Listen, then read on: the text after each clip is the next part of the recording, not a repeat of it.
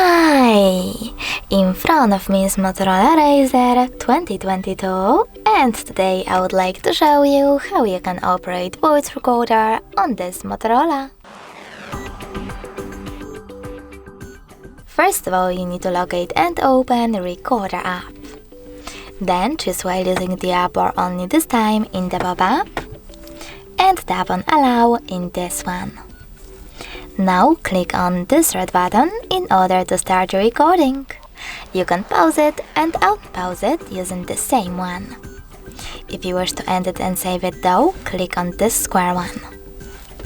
Now add the title at the top. And over here you can delete your recording right away by choosing delete at the bottom left corner and choosing delete in this pop-up as well, or choose save at the bottom right one. As you can see, my recording is over here. In order to play it, just click on it. In order to edit it, click on this pen icon at the top right corner of it, and then do whatever you wish to. For example, I will trim it a bit. Then save your changes by clicking on save at the bottom right corner, or discard them by clicking on the top left one over here. Then choose exit.